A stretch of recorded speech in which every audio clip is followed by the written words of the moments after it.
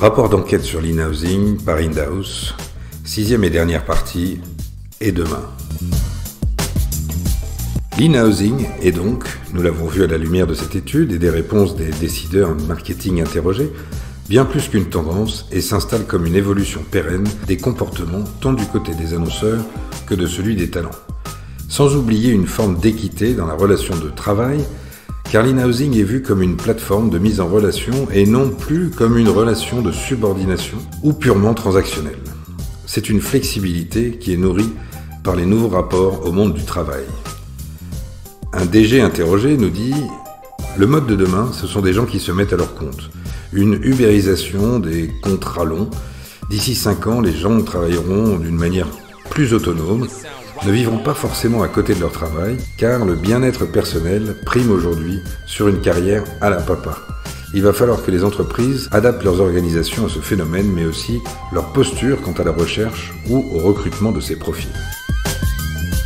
L'in-housing répond également à une particularité de fonctionnement et de pensée de ces profils mêmes, qui deviendra encore plus centrale demain. Un exemple cité par l'un des décideurs illustre très bien cette particularité.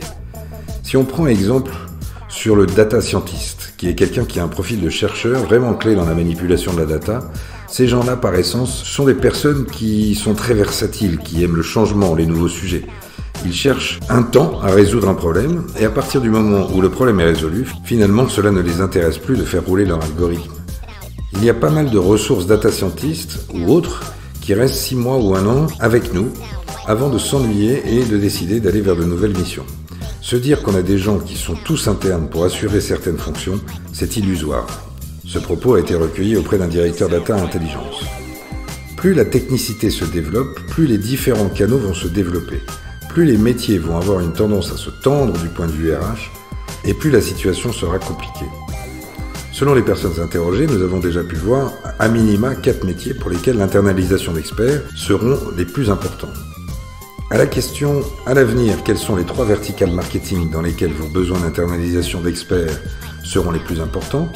Les personnes interrogées ont répondu « L'acquisition de leads pour 24%, la data pour 18%, puis le digital dans la gestion de sites et le SEO à 15%, le CRM à 15%, puis le e-commerce à 9%, et enfin, marketing produit, contenu et social media influence ainsi que campaign automation sont aussi des secteurs dans lesquels l'externalisation de talent peut s'avérer intéressante.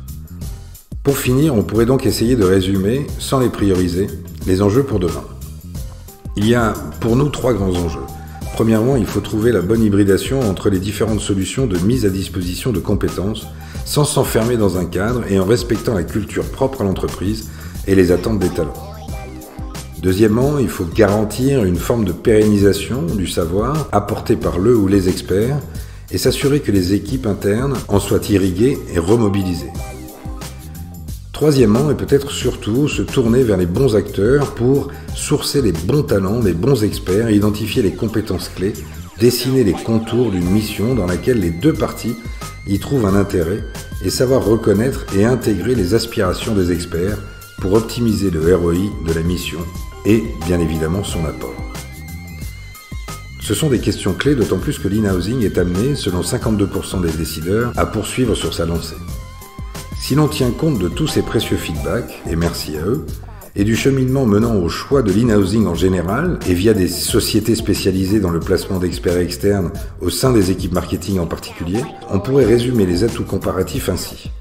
Face aux ressources internes, l'expertise actualisée, l'absence de contraintes de gestion de carrière et tout simplement son existence même lorsque ces métiers pointus ne sont pas pourvus en interne ou quasi impossibles à trouver. Face à des consultants externes, ce sont des profils réellement encadrés en amont et pendant la mission. Une mission sécurisée avec remplacement si besoin des ressources sur lesquelles on a davantage de contrôle. Face à un recrutement externe, c'est la rapidité, la gestion de carrière facilitée, il n'y a pas le syndrome de l'ennui, et puis un coût maîtrisé et bien évidemment pilotable. Et enfin, face aux agences, les talents sont plus intégrés aux équipes internes, plus de contrôle des messages, du temps passé, des coûts et plus de commitment des experts réellement dédiés, avec bien évidemment l'agilité et la rapidité en prime.